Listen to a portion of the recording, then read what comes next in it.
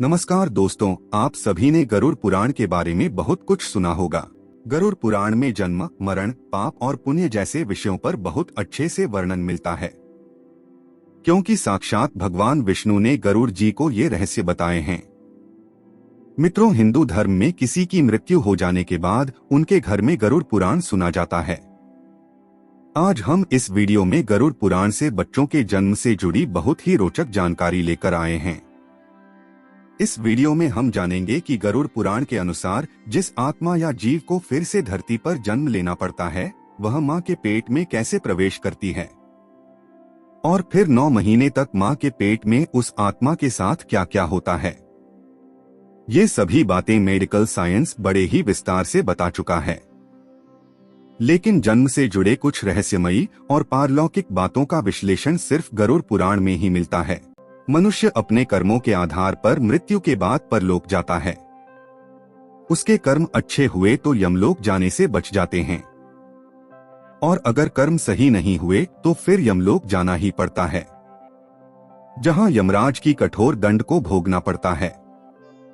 मित्रों, यहाँ यमलोक का अर्थ उनके दंड देने की जगह है, क्योंकि हर किसी को मृत्यु के बाद यमलोक जाना होता है, जहां उसके पाप पुण्य की गिनती होती है।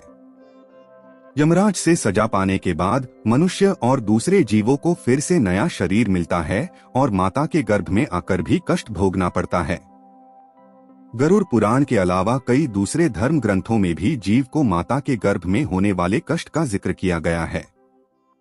माता के गर्भ से बाहर आने के बाद जैसे ही मृत्यु लोक की वायु का स्पर्श होता है या माता के दूध पान से नमक जीभ में लगते ही जीव पूर्व जन्म और मृत्यु के बाद उसकी आत्मा के साथ यमलोक में जो भी किया गया था, सभी बातों को भूलकर माया के बंधन में बंध जाता है।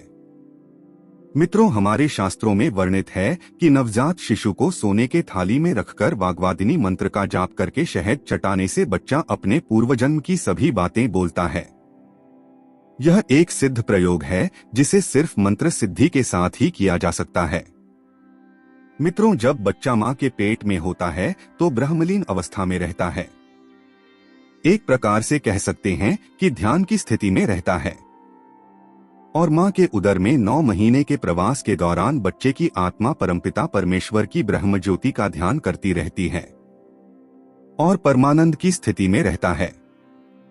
इसलिए जन्म के तुरंत बाद बच्चे को जोर से चाटा मारा जाता है ताकि उसे उस ध्यान की नींद से उठाया जा सके, जिससे बच्चे के शरीर की आत्मा का ध्यान टूट जाता है और बच्चा जैसे ही आंखें खोलता है, उसके शरीर की आत्मा इस संसार को देखती है और इसी के साथ वह फिर से अच्छे और बुरे कर्म करने में लग जाता है। लेकिन जन्म के तुरंत बाद वह रोता जरूर है और अपनी रोती हुई आवाज में पूछता है, कहाँ कहाँ मैं यह कहाँ दोबारा फंस गया। आइए जानते हैं पुराणों के अनुसार गर्भ में जीव कैसे पलता पड़ता है और किन किन कष्टों का अनुभव करता है। आत्मा या जीव मां के गर्भ में सबसे पहली बार कैसे और किस रूप में प्रवेश करता है।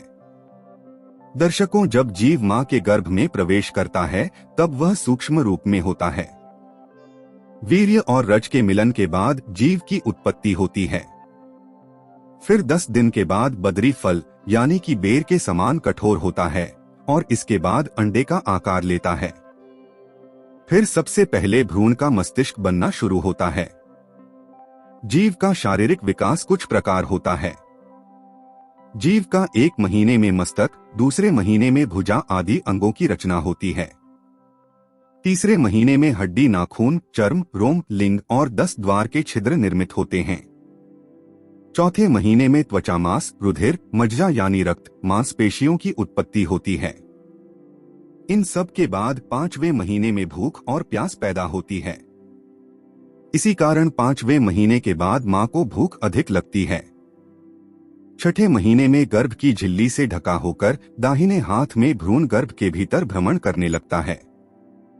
इस दौरान माता जो भी खाती है, जीव उसी खाद्य पदार्थ से वृद्धि पाता है। इस समय में जीव माता के गर्भ में मल मूत्र के साथ, जहां दूसरे प्रकार की कृमि और सूक्ष्म जीव भी पल रहे होते हैं, उन्हीं के साथ सोता है। फिर अगले 3 महीने कई प्रकार के कष्टों का सामना करता है। मां के पेट में यह सफर बड़ा ही दर्द भरा होता है। कई पदार्थों और कृमि से पूर्ण उदर में जीव उन कृमियों यानी कि वंश के काटने से कष्ट सहता है और कई बार बेहोश होता है। माँ जो भी कड़वा, तीखा या नमक युक्त भोजन करती है, उसके स्पर्श से जीव के कोमल अंगों को कष्ट होता है। इस दौरान उसकी अवस्था पिंजरे में बंद पक्षी जैसी होती है। इस अवस्था तक जीव के पैर ऊपर और फिर नीचे रहता है और पीठ और गर्दन कुंडली के आकार में रहती है। इस समय वह हिलडुल नहीं पाता, जैसे पिंजरे में बंद पक्षी पीड़ा पाता है। ठीक वैसे ही जीव मां के गर्भ में पीड़ा पाता है। इस दौरान वह भगवान का नाम जपता है और अपने पूर्व जन्म के पापों को याद करता हुआ क्षमा याचना करता है। वह 7वें महीने में जीव को ज्ञान की प्राप्ति होने लगती है, जिससे उसके अंदर भय आने लगता है। इस बात का भय कि इस उदर से बाहर जाते ही वह ईश्वर को भूल जाएगा।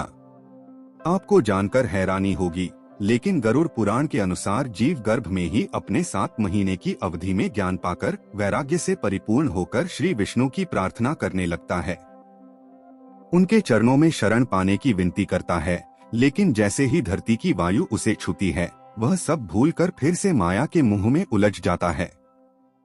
मित्रों, कुछ विद्वानों के अनुसार मां के गर्भ को ही स्वर्ग नरक भी बताया गया है, क्योंकि इस सफर में जीव बहुत ही कष्ट अनुभव करता है। वहीं यदि मां पूर्ण रूप से उसका ख्याल रखकर भोजन में भी शुद्ध रहे तो जीव को स्वर्ग सा आराम मिलता है। जीव अपने 7 महीने में सभी बातें सुन और समझ पाता है। मित्रों, महाभारत में इसी समय सुभद्रा के गर्भ में अभिमन्यु ने चक्रव्यूह का ज्ञान प्राप्त किया था। हिरण्यकशिपु की पत्नी का हरण करके देवताओं ने उसे नारद आदि ऋषियों के आश्रम में रखा था। तब गर्भ में ही प्रहलाद को भक्ति का ज्ञान मिला था। मित्रों, इसलिए हर एक स्त्री और पुरुष को यह ध्यान रखना चाहिए कि शिशु गर्भ में हो तो बुरी बातें ना करें। भगवान के भजन या प्रार्थनाएं सुने, भागवत कथा सुने, जिससे शिशु को ऐसे संस्कार मिले